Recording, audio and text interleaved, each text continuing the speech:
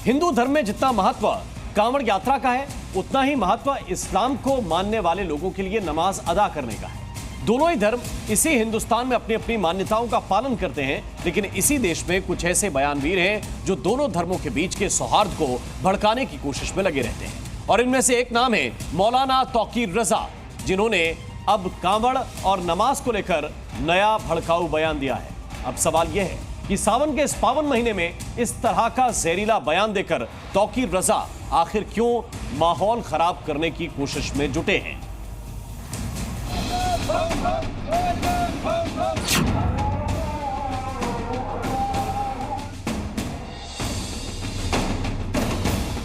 हमारे 10 मिनट बर्दाश्त नहीं है, हम आपका 1 महीना बर्दाश्त कर रहे हैं। कांवड़ यात्रा को लेकर मौलाना का भड़काऊ बयान। क्या कांवड़ यात्रा को बर्दाश्त करते हैं तौकीर रजा? नमाज और अजान से क्यों की गई कांवड़ यात्रा की तुलना? कांवड़ यात्रा को लेकर लोगों को भड़काने की साजिश।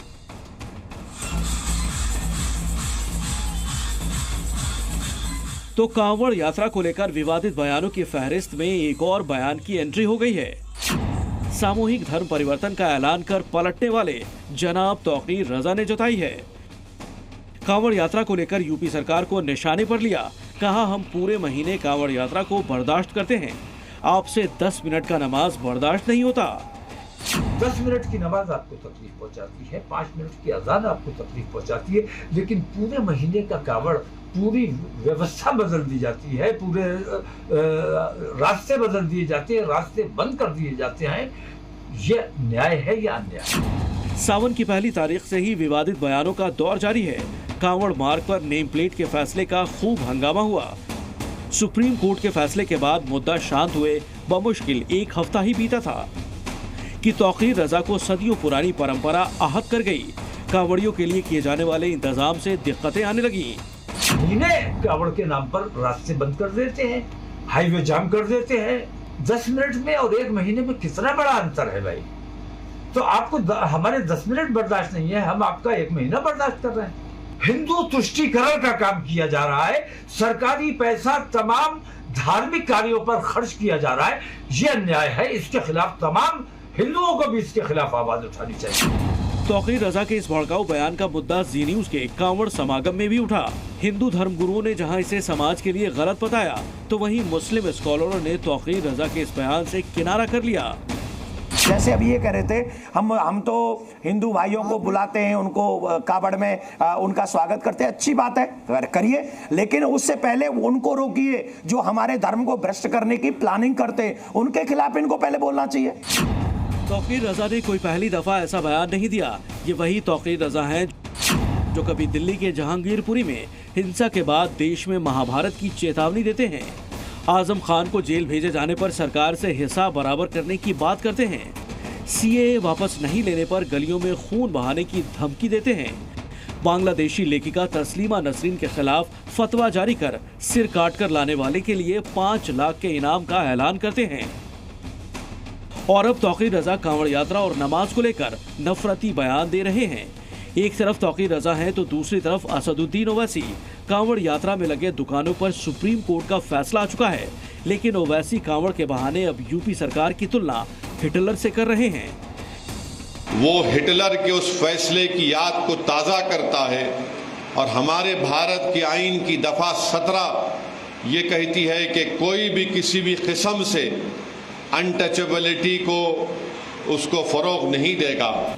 इन बयानों के बीच देश भर में कांवड़ यात्रा जारी है और इस यात्रा के बहाने ऐसे नेता तुष्टीकरण की राजनीति करने का भी कोई मौका नहीं गंवा रहे। लेकिन ऐसे में सवाल है कि इन बयानों के जरिए बार बार लोगों की भावना को भड़काने का काम क्यों किया जा रहा है। ब्यूरो रिपोर्ट, जी मीडिया।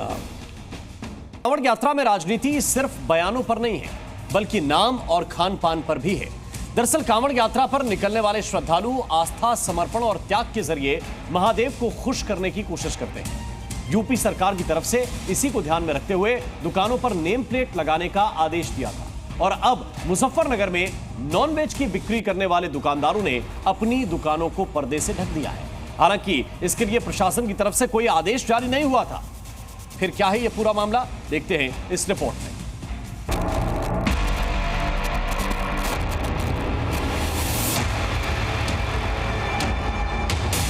रेस्तरां के बाहर कटीले तार, खाली बंद करने से काम नहीं हो सकता, ढकना जरूरी है। होटल के आगे लंबे लंबे पर्दे। ये तस्वीरें हरिद्वार मुजफ्फरनगर के कांवड़ मार्ग की हैं। यहाँ पर किसी प्रदर्शन की तैयारी नहीं है, न ही सरकार और प्रशासन की तरफ से ऐसा कुछ करने का फरमान जारी किया गया है, बल्कि ये मुहिम इस रास्ते पर खुले नॉनवेज होटल मालिकों की अपनी मुहिम है। मुजफ्फरनगर के कांवड़ मार्ग पर इन होटलों में न केवल ताला लगाया गया है, बल्कि पूरे परिसर को अलग अलग तरीकों से कवर भी किया जा रहा है और कटीले तारों के बाड़े भी लगाए जा रहे हैं।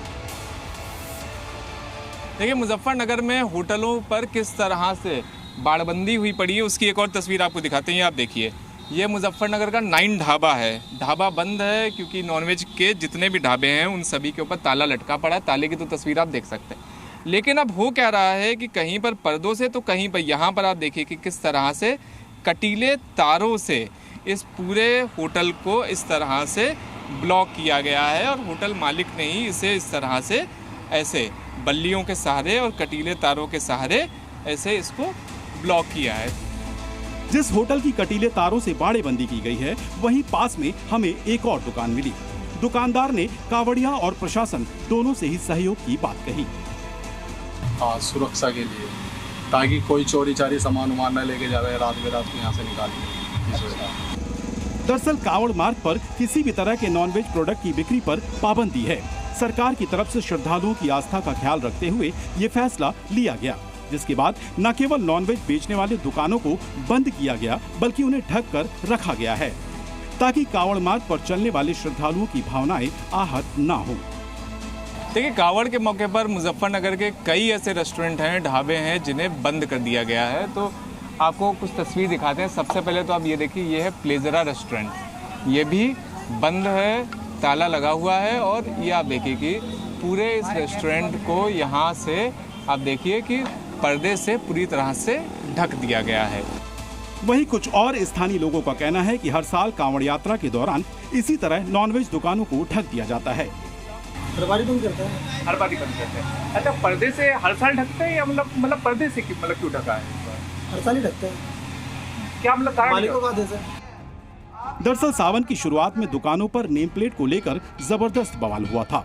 सरकार ने खुद सुप्रीम कोर्ट को बताया कि श्रद्धालुओं की आस्था को ध्यान में रखते हुए दुकानों और होटलों पर नेम प्लेट लगाने का आदेश जारी हुआ था और अब उसी आस्था और भावना के लिए नॉनवेज दुकानों को पूरी तरह से ढक दिया गया है, ताकि कांवड़ मार्ग पर फिर कोई कलह न हो।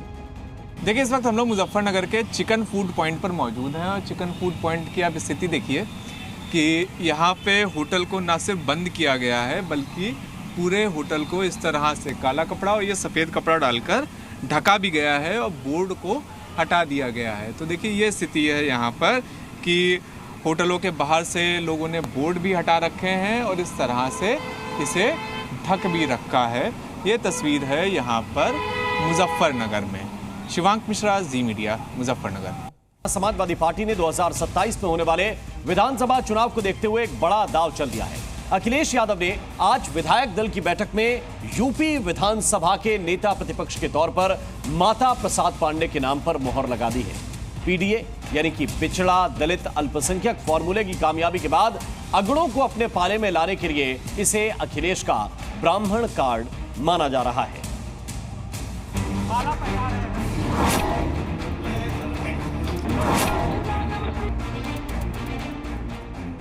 लोकसभा चुनाव में मिली शानदार जीत से गदगद समाजवादी पार्टी के अध्यक्ष अखिलेश यादव ने एक और बड़ा दांव चल दिया है।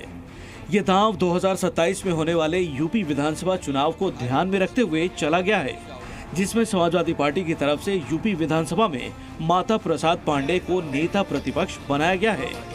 आज हुई समाजवादी पार्टी की विधायक दल की बैठक में माता प्रसाद पांडे के नाम पर मुहर लगाई गई, जो कल से शुरू हो रहे विधानसभा सत्र में नेता प्रतिपक्ष की कमान संभालेंगे। हम प्रयास करेंगे।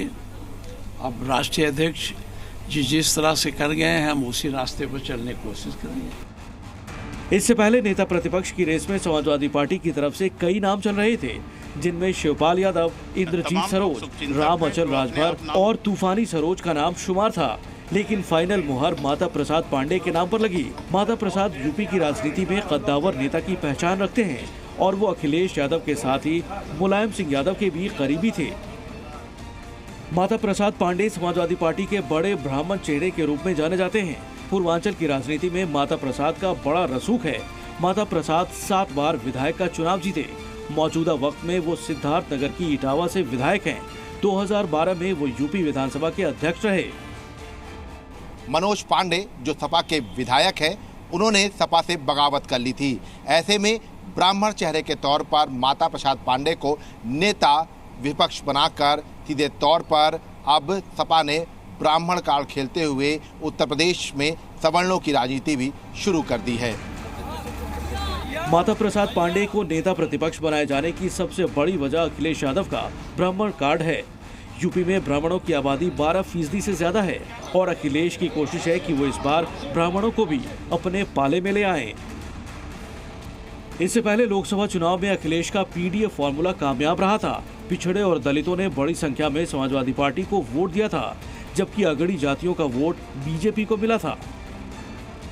ऐसे में अब 2027 में होने वाले विधानसभा चुनाव से पहले अखिलेश यादव ने नेता प्रतिपक्ष की कमान ब्राह्मण चेहरे को सौंपकर अगड़ी जातियों को साधने की कोशिश की है। इसके साथ ही अखिलेश यादव ने समाजवादी पार्टी की तरफ से विधायक महबूब अली को अधिष्ठाता मंडल, कमाल अख्तर को मुख्य सचेतक और राकेश कुमार उर्फ आर.के. वर्मा को उप सचेतक नियुक्त किया है।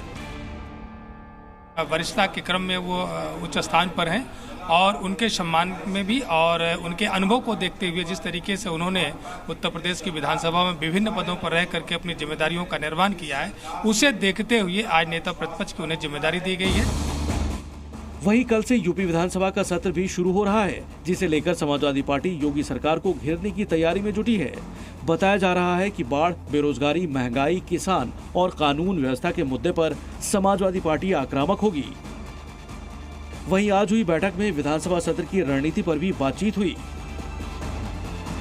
तमाम विधायकों ने बताया कि जिस तरीके से पुलिस का रवैया है, जिस तरीके से बिजली की एक बहुत बड़ी संकट है, हम लोगों के जनपद में बाढ़ की भी एक समस्या से लोगों को रूबरू होना पड़ रहा है। तो ऐसी तमाम जो समस्याएं थी, तमाम विधायकों ने आदरणीय अध्यक्ष जी को बताया और अध्यक्ष जी ने बताया कि उसको किस तरीके से आप लोग सदन में अपने मुद्दे को उठाने का काम करें। आज जिस तरह से पूरे प्रदेश के अंदर भ्रष्टाचार है, गाँव में बिजली नहीं मिल पा रही है, लैंड ऑर्डर खराब है, किसान परेशान है, नौजवान परेशान है, रोजगार के सवाल पर तमाम बड़ी लंबी चर्चा हुई। सभी साथियों ने अपनी अपनी राय रखी। कल से विधानसभा चलेगी, उस विधानसभा में हम लोग इन सवालों पर लेकर लड़ने का काम करेंगे। माता प्रसाद पांडे को नेता प्रतिपक्ष बनाया जाना भी अखिलेश की सोची समझी रणनीति का हिस्सा है। माता प्रसाद अनुभवी नेता हैं और योगी के सामने वो मुद्दों को बेबाकी से उठा सकते हैं। इससे पहले समाजवादी पार्टी के चीफ अखिलेश यादव खुद ही नेता प्रतिपक्ष थे। वो मैनपुरी की करहल विधानसभा सीट से विधायक थे, लेकिन इस बार लोकसभा चुनाव में कन्नौज से सांसद चुने जाने पर उन्होंने करहल विधानसभा के साथ नेता प्रतिपक्ष का पद भी छोड़ दिया था, जिसके बाद अब समाजवादी पार्टी ने माता प्रसाद पांडे को नेता प्रतिपक्ष बनाया है। ब्यूरो रिपोर्ट, जी मीडिया। उधर आज एक बैठक दिल्ली में भी हुई है। प्रधानमंत्री मोदी ने बीजेपी शासित राज्यों के मुख्यमंत्रियों से आज दूसरे दिन भी मुलाकात की। इस बैठक में क्या हुआ, यह हम आपको विस्तार से बताते हैं। बीजेपी शासित राज्यों के 13 मुख्यमंत्री इस बैठक में शामिल हुए। साथ ही 15 डिप्टी सीएम भी इस बैठक में मौजूद रहे। इनके साथ ही राजनाथ सिंह, अमित शाह और पार्टी के अध्यक्ष जेपी नड्डा भी इस बैठक में मौजूद रहे। इस बैठक में मुख्यमंत्रियों ने अपने राज्यों में चल रही विभिन्न विकास योजनाओं की जानकारी दी। शासन के मुद्दों पर केंद्रीय नेतृत्व के साथ विचार विमर्श किया। वहीं पीएम ने कल्याणकारी योजनाओं को सही ढंग से लागू करने को कहा। जन कल्याण के लिए किए जा रहे प्रयासों का जिक्र भी किया। सुशासन को आगे बढ़ाने पर जोर दिया और लोगों की आकांक्षाओं को पूरा करने की बात भी इस बैठक में कही। और आइए बढ़ते हैं आगे। कल नीति आयोग की बैठक में ममता के माइक बंद करने के आरोप उस पर शुरू हुई सियासी महाभारत आज भी जारी है। नीति आयोग की बैठक में ममता बनर्जी का माइक क्या ऑफ हुआ, इस मामले पर सियासत ऑन हो गई। इंडिया गठबंधन इस मुद्दे पर आक्रामक हो गया और केंद्र सरकार पर एक बार फिर से विपक्ष की आवाज दबाने का आरोप लगा दिया। इस मामले में कल से शुरू हुई सियासत का शोर आज भी देश के कई राज्यों में सुनाई पड़ा।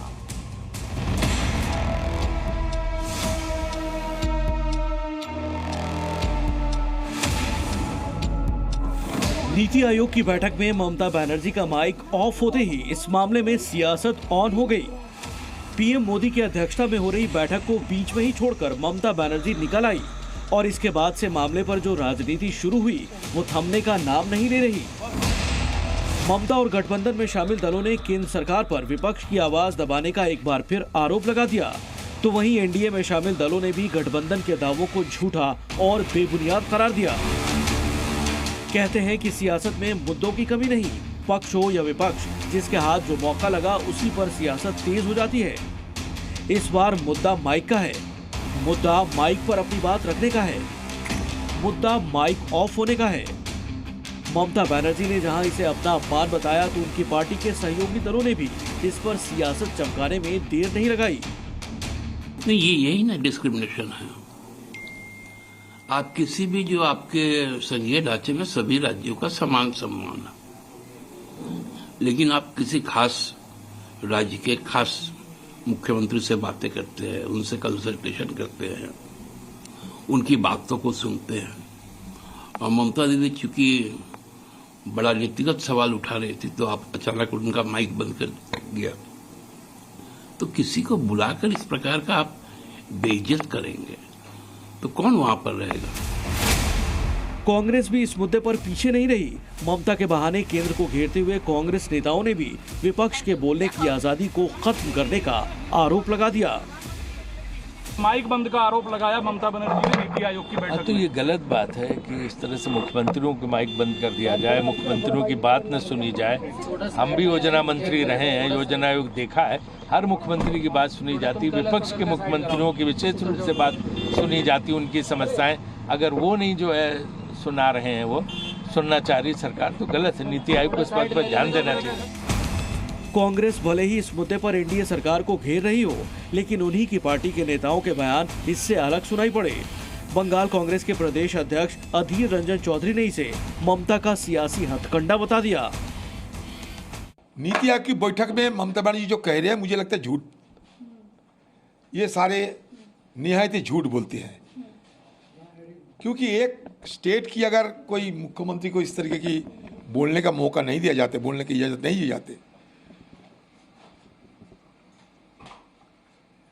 ये मुझे ताज्जुब लगता है। अधीर रंजन के इस बयान से एनडीए में शामिल दलों को भी ममता बनर्जी पर पलटवार करने का मौका मिल गया। जेडीयू ने अधीर रंजन के बयान का समर्थन करते हुए ममता से सवाल पूछा कि क्या ममता इंडिया गठबंधन से दूरी बनाने की तैयारी में है। बेवजह इसको ज्यादा तोड़ नहीं देना चाहिए, निजी कारणों की वजह से शामिल नहीं हुए। इंडिया गठबंधन ने फैसला किया था कि उसके सभी सदस्य दल नीति आयोग की बैठक का बहिष्कार करेंगे। मैं ममता दीदी से पूछना चाहता हूं कि क्या वो एनडीए में आना चाहती हैं, चूँकि मना करने के बावजूद भी वो नीति आयोग की बैठक में चली गई थी। बिहार ही नहीं, उधर महाराष्ट्र में भी ममता के बंद माइक पर शुरू हुई सियासत का शोर सुनाई पड़ा। सीएम एकनाथ शिंदे ने इसे एनडीए सरकार के खिलाफ एक राजनीतिक हथकंडा बताया। उनको विकास नहीं चाहिए, उनको देश की उन्नति नहीं चाहिए, उनको सिर्फ राजनीति चाहिए और हमारे देश की बदनामी विदेश में जाके करने का काम वो करते हैं। मोदी जी के खिलाफ सब लोग इकट्ठा हुए थे, क्या हुआ लोकसभा में, सब इकट्ठा हुए हराने के लिए, लेकिन जनता ने उनको साथ दिया, फिर प्रधानमंत्री बन गए हो। और इसलिए 10 साल में जो काम किया है उससे ज़्यादा अभी 5 साल में वो करेंगे। मामले पर बीजेपी ने भी ममता बनर्जी के दावों को झूठा करार दिया और इसे पहले से बनाई गई सियासी रणनीति का हिस्सा बताया। स्क्रिप्ट के बराबर उन्होंने मतलब एक्टिंग किया है पूरा, लेकिन वो पहले ही बता दिया था कि क्या होने वाला है, कैसा कैसा कैसा उसका एक्शन रहेगा, वो बोल दिया था। तो हम जानते हैं, अधीर जी भी जानते हैं कि ये बंगाल मतलब ममता बंदोपाध्याय मतलब फुल ऑफ ड्रामाबाजी।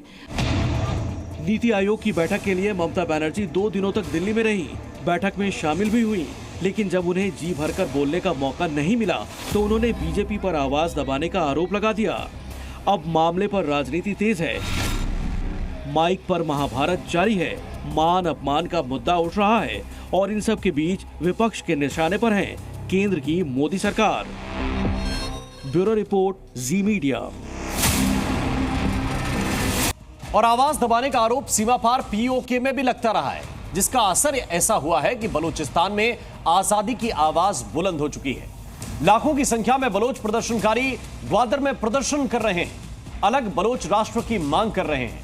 वहीं पाकिस्तानी आर्मी इस प्रदर्शन से डरी सहमी है और हर बार की तरह इस बार भी अत्याचार के खिलाफ विरोध के बिगुल को कुचलने की साजिश में लगी हुई है। लेकिन बलोचों पर अत्याचार की चिंगारी अब ज्वालामुखी बन चुकी है। देखिए ये रिपोर्ट।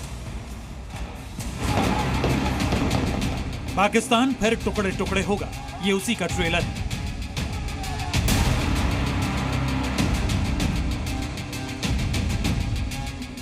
पाकिस्तान बलोचों का दुश्मन है, ये उसकी जिंदा तस्वीर है।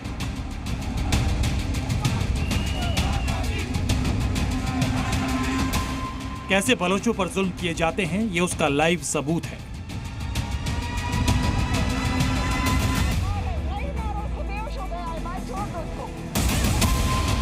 बलूचों के लिए अपनी आवाज बुलंद करना जुर्म हो गया है। इंसाफ की आवाज उठाना अपराध हो गया है। तस्वीरें देखिए, निर्दोष बलोच ग्वादर में प्रदर्शन में शामिल होने के लिए निकले थे, लेकिन रास्ते में ही उन पर गोलियां चलाई जा रही हैं। उनकी गाड़ियों के शीशे तोड़े जा रहे हैं, टायर बस्ट किए जा रहे हैं। लेकिन बलोचों ने ग्वादर में सबसे बड़े गदर का ऐलान किया। ग्वादर में लाखों की भीड़ जुट रही है, जिससे पाकिस्तानी सेना, सरकार के हाथ पैर फूले हुए हैं। बलोचों के इस प्रदर्शन को नेशनल असेंबली घोषित किया गया है, जिसमें बलोचों के नरसंहार का विरोध किया जा रहा है। पाकिस्तान और चीन का भी विरोध हो रहा है। चीन के आर्थिक गलियारे के खिलाफ आवाज बुलंद की जा रही है। प्राकृतिक संसाधनों के खिलाफ आवाज उठा रहे हैं। बलोच राष्ट्र के अस्तित्व की मांग के लिए लाखों बलोच जुटे हुए हैं। अलग राष्ट्र के लिए ऐतिहासिक जनमत संग्रह की आवाज बुलंद हो रही है। मतलब साफ है कि बांग्लादेश के बाद बलूचिस्तान पाकिस्तान के टुकड़े टुकड़े होने का काउंटडाउन शुरू हो चुका है। देखिए कैसे प्रदर्शन में शामिल होने के लिए जाते बलोचों पर पाकिस्तान की आर्मी अत्याचार कर रही है। यही नहीं, जुर्म का विरोध करने वालों को जबरन उठा लिया जाता है, पीटा जाता है, यहां तक कि उनकी हत्या कर शवों को गायब कर दिया जाता है। लेकिन पाकिस्तान के इन अत्याचारों के खिलाफ बलूचों के सीने में भड़कती चिंगारी अब वो ज्वालामुखी बन चुकी है, जो पूरे पाकिस्तान को भस्म करने की तैयारी में है। और आज ग्वादर में होने वाले सबसे बड़े गदर से इसका आगाज होगा।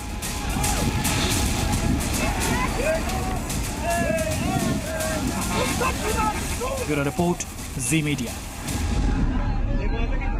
पिछले 25 सालों से बलूचिस्तान में आजादी की मांग तेजी से उठती जा रही है।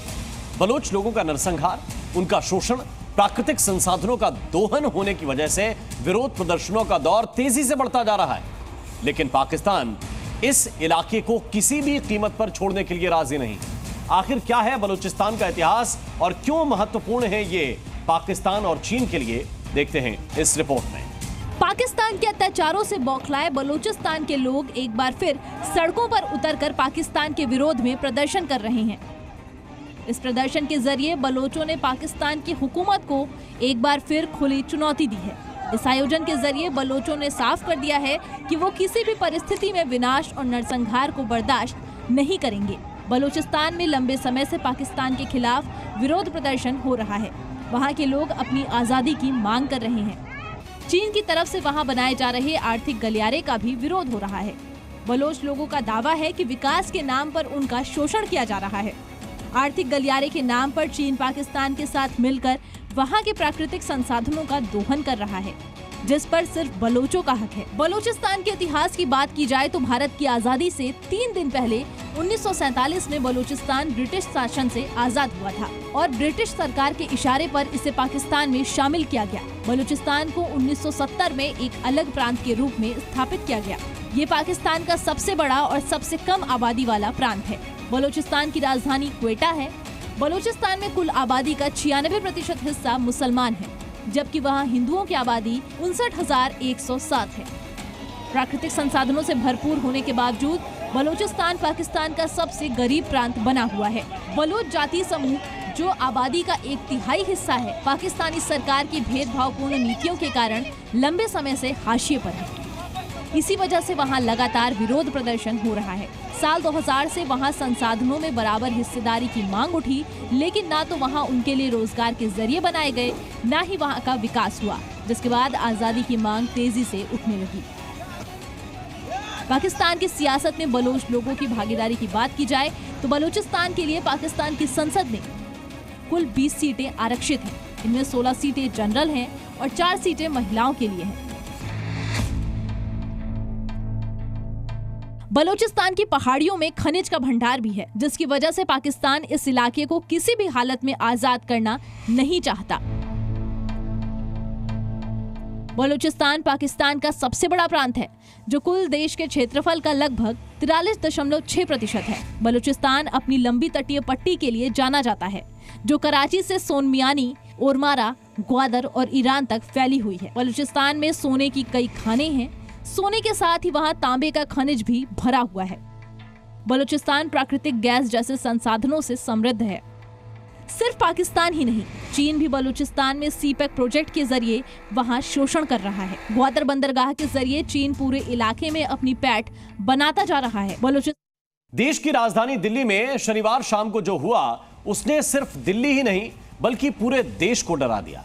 देश की राजधानी दिल्ली है और दिल्ली राजधानी होने के बावजूद यहां का लचर सिस्टम सबको हैरान कर रहा है।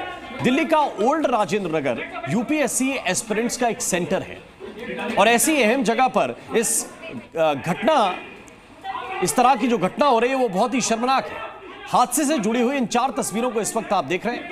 बेसमेंट में कोचिंग की लाइब्रेरी में पानी भरने के बाद हालात इतने खराब हो गए कि बेसमेंट में फंसे 17 छात्रों में से 3 को अपनी जान गंवानी पड़ी। खबरों के मुताबिक 2 छात्राओं की मौत डूबने की वजह से हुई और 1 छात्र की मौत करंट लगने की वजह से हुई। हालांकि हादसे के बाद कोचिंग के मालिक और कोऑर्डिनेटर को गिरफ्तार कर लिया गया है, लेकिन सवाल कई उठ रहे हैं और सबसे बड़ा सवाल तो यह है कि बिल्डिंग के बेसमेंट में लाइब्रेरी कैसे बनाई गई। लेकिन बच्चों की जान जाने के बाद इस तरह की कार्रवाई महज खाना पूर्ति ही नजर आती है। और दूसरी तरफ देखिए, जब यह घटना हुई तो इसके बाद छात्रों का आक्रोश फूट पड़ा, क्योंकि वो जानते हैं कि वो किस तरह से रह रहे हैं, कैसे हॉस्टल में उनको रहना पड़ रहा है, किस तरह के पीजी में वो रहते हैं और कोई भी व्यवस्था के खिलाफ जो है खड़ा होने के लिए तैयार नहीं होता। इसलिए हादसे के बाद जो है छात्र नाराज हुए और उन्होंने धरना प्रदर्शन शुरू कर दिया। छात्रों का यह आरोप है कि हादसे तो पहले भी हुए हैं, लेकिन हादसों को रोकने के लिए किसी तरह के कोई कदम नहीं उठाए गए। गुस्साए छात्रों ने सड़क पर धरना प्रदर्शन शुरू कर दिया तो दिल्ली पुलिस ने सख्ती बरतनी शुरू कर दी।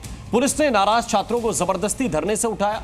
कई छात्रों को पुलिस वैन में डालकर ले गई, लेकिन पुलिस की सख्ती के बाद भी छात्रों का गुस्सा कम नहीं हो रहा है।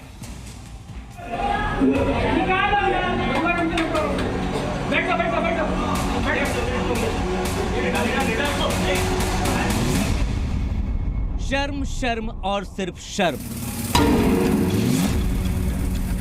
शनिवार की शाम दिल्ली के ओल्ड राजेंद्र नगर में जो कुछ हुआ, उसने राजधानी को शर्मसार कर दिया।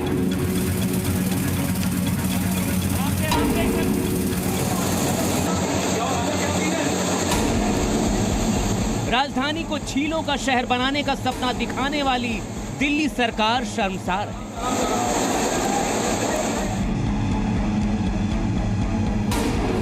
दिल्ली का कायाकल्प करने का दावा करने वाली एमसीडी भी शर्मसार है। देश के युवा जिस यूपीएससी की परीक्षा को पास करके देश के सिस्टम को बेहतर बनाने का सपना देखते हैं, उसी सिस्टम ने देश के 3 यूपीएससी एस्पिरेंट्स की जान ले ली।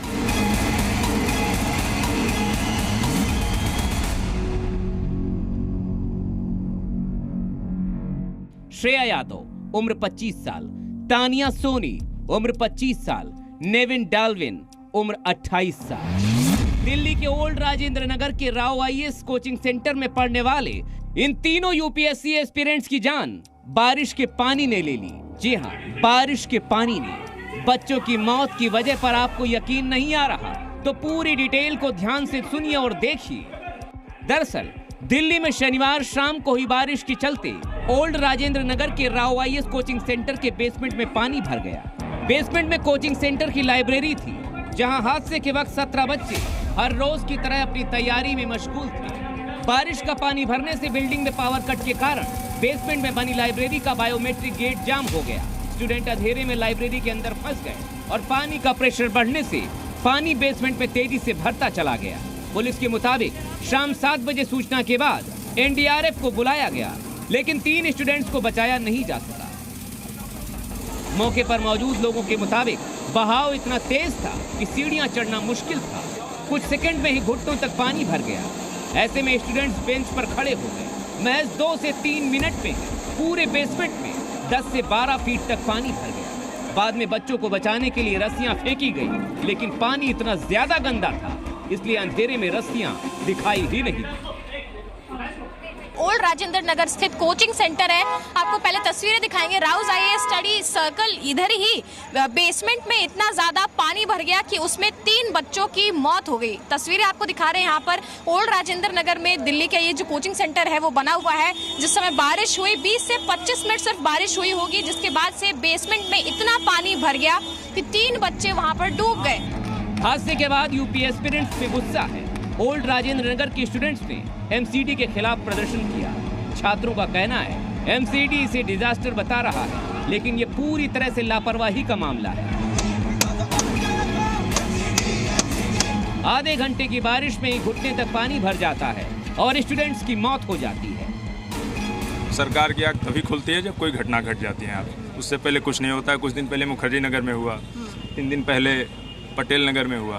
तो घटनाएं होती रहेंगी, बच्चे मरते रहेंगे, सरकार की आंख नहीं खुलने वाली। पानी इधर ड्रेनेज सिस्टम बहुत बेकार है। अगर इन लोगों को पता था कि दिल्ली में आए दिन बारिश होती रहती है और ये प्रोन है हैवी रेनफॉल के लिए, तो उनको प्रिकॉशंस क्यों नहीं लिए गए? जानकारी के मुताबिक 2021 में एमसीडी की ओर से राव आईएएस कोचिंग सेंटर को सर्टिफिकेट जारी किया गया था, जिसमें कहा गया था कि बेसमेंट में सिर्फ स्टोरेज की अनुमति है, वहां कोई भी व्यावसायिक गतिविधि नहीं चलाई जा सकती। घटना के बाद एमसीडी ने कहा कोचिंग सेंटर में लाइब्रेरी अवैध रूप से चलाई जा रही थी। अब इस पूरे मामले में कोचिंग मालिक अभिषेक गुप्ता और कोऑर्डिनेटर देशपाल सिंह को गिरफ्तार किया गया है। लेकिन इन 3 स्टूडेंट्स की मौत का जिम्मेदार कौन है, इसका जवाब किसी के पास नहीं है। ब्यूरो रिपोर्ट, जी मीडिया।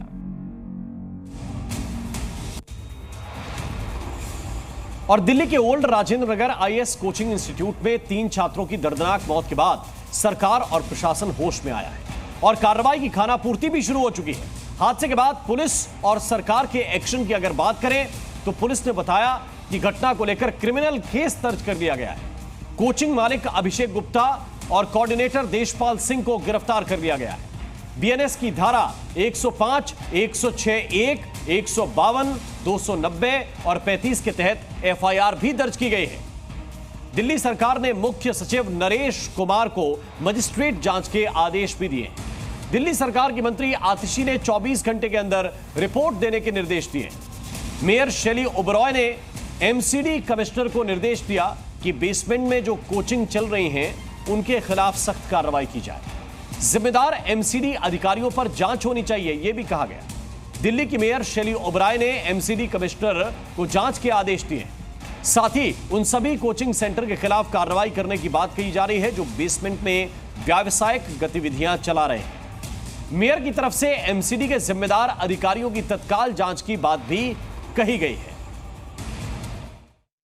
जैसे ही इस घटना के बाद अब मैंने कमिश्नर एमसीडी को एक लेटर लिखा है जिसमें आप देख सकते हैं कि हमने 2 निर्देश मैंने दिए हैं। पहला, दिल्ली में जितने भी कोचिंग सेंटर्स हैं जो उन बिल्डिंग्स में चल रहा है जो एमसीडी के जुरिस्डिक्शन में आते हैं और बेसमेंट में बायलॉज के अगेंस्ट या नॉर्म्स के अगेंस्ट ऐसे कोचिंग सेंटर चल रहे हैं, उन पर सख्त से सख्त कार्रवाई हो, उन पर एक्शन लिया जाए। दूसरा, और अगर इस मामले में जो कल राजेंद्र नगर में हुआ कोई भी एमसीडी अधिकारी अगर जिम्मेदार है तो उस पर भी सख्त कार्रवाई की जाए। और हादसे के बाद जागी दिल्ली सरकार ने जांच के आदेश तो दे दिए, लेकिन लोगों के गुस्से को शांत नहीं कर पा रही। गुस्साए लोगों ने दिल्ली की मेयर शैली ओबरॉय के घर पर जमकर बवाल किया। शैली ओबरॉय के घर लोगों को रोकने और काबू करने के लिए पुलिस को लाठियां भी चलानी पड़ी।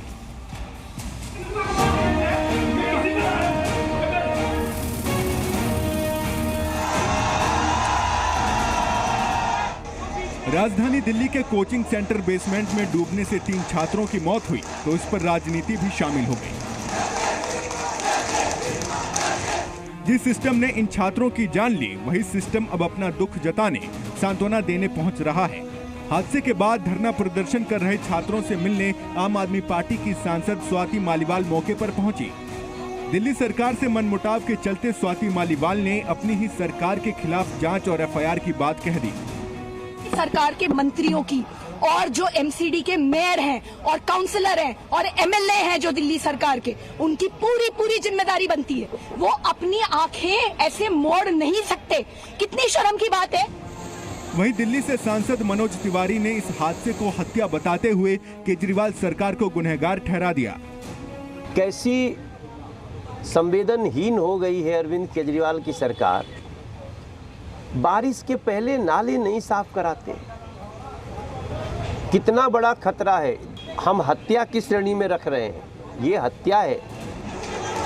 दिल्ली बीजेपी अध्यक्ष ने भी आम आदमी पार्टी के खिलाफ मोर्चा खोला और पूरे हादसे को षड्यंत्र बताते हुए दिल्ली की मंत्री आतिशी का इस्तीफा मांग लिया। कोचिंग सेंटर हादसे पर बीजेपी के नेता भी हमलावर नजर आए। इन बच्चों की मौत के जिम्मेदार पूर्ण तरह केजरीवाल सरकार और स्थानीय विधायक दुर्गेश पाठक जी हैं, जिन्होंने क्रिमिनल नेग्लिजेंस करी। ये हादसा नहीं, हत्या है। देश के युवा दिल्ली में आते हैं अपना भविष्य बनाने, लेकिन भ्रष्टाचार की भेंट चढ़ गए। कोई जवाब देने को तैयार नहीं है।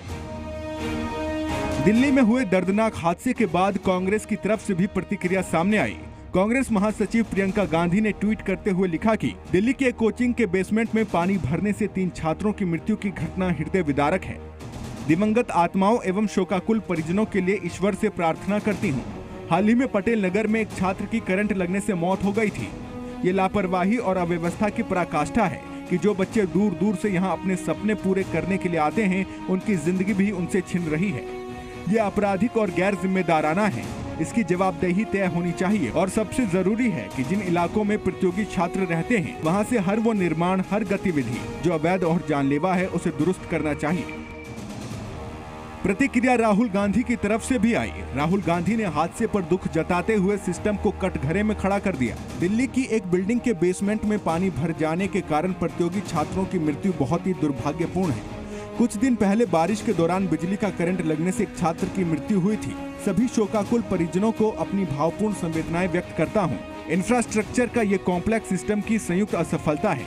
असुरक्षित निर्माण, लचर टाउन प्लानिंग और हर स्तर पर संस्थाओं की गैर जवाबदेही की कीमत आम नागरिक अपना जीवन गंवा कर चुका रहा है। सुरक्षित और सुविधाजनक जीवन हर नागरिक का अधिकार और सरकारों का दायित्व है। लापरवाही किसकी है? जिम्मेदार कौन है? गुनहगार कौन साबित होगा? इन तमाम सवालों का शोर राजनीति की गलियों में जोर शोर से उठ रहा है।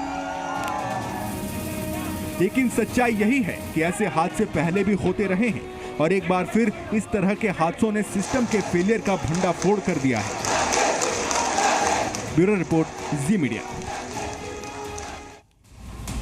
और दिल्ली के कोचिंग सेंटर में हुआ दर्दनाक हादसा इस तरह का कोई पहला मामला नहीं है। इससे पहले भी दिल्ली के कई कोचिंग सेंटर छात्रों के लिए मौत की वजह बन चुके हैं। कल राजेंद्र नगर कोचिंग में पानी भरा और 3 छात्रों की मौत हो गई। उससे पहले 15 जून 2023 को मुखर्जी नगर के कोचिंग सेंटर में आग लग गई थी और उसमें 61 छात्र घायल हो गए थे। 26 जनवरी 2020 को भजनपुरा में एक कोचिंग की बिल्डिंग गिर गई थी और उसमें 5 छात्रों की मौत हो गई थी। इससे पहले 30 जुलाई 2019 को जनकपुरी के कोचिंग सेंटर में भयानक आग लग गई थी और इस हादसे में 200 छात्रों को बचाया गया था। या ये जो है इस तरह की पहली घटना नहीं है। कुदरत के आगे इंसान एक बार फिर से बेबस है। आसमान से लगातार हो रही बारिश ने जीवन को मुश्किल बना दिया है। हालात कितने खराब हैं उसे इस बात से समझा जा सकता है कि अगले 24 घंटों के लिए 22 राज्यों में अलर्ट जारी किया गया है। उत्तर प्रदेश के करीब 350 गांव बाढ़ की चपेट में हैं, तो वहीं उत्तराखंड में लैंडस्लाइड जानलेवा साबित हो रहे हैं।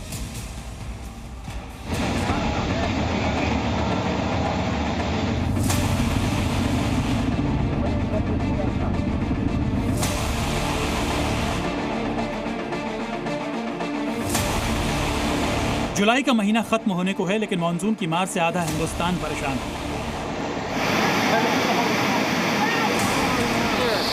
ये देखो पानी, पहाड़ से लेकर मैदान तक कुदरत का क्रोध जारी। नहीं पावे।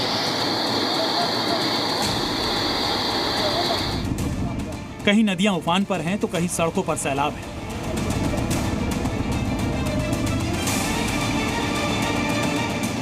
सबसे खराब हालत उत्तराखंड में है। यहाँ गंगोत्री धाम में गंगा और भागीरथी नदी लगातार उफान पर है। दोनों नदियों के बढ़ते जलस्तर से हालात बेहद खराब है।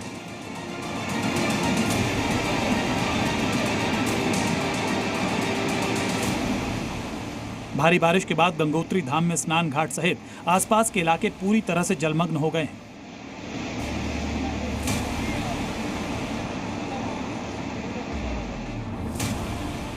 महाराष्ट्र के कोल्हापुर में बाढ़ के कारण लोगों की मुश्किलें बढ़ चुकी हैं।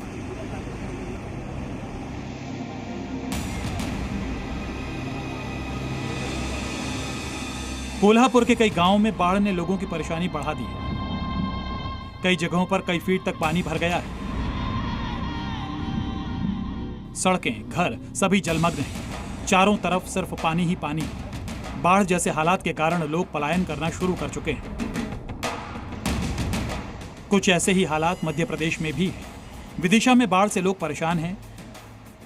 विदिशा में बेतवा नदी उफान पर है, जिसके चलते रिहायशी इलाकों में पानी घुस गया है। केवल रिहायशी इलाके ही नहीं बल्कि भगवान को भी कुदरत के क्रोध का सामना करना पड़ रहा है। विदिशा में मंदिर भी पूरी तरह जलमग्न हो गया।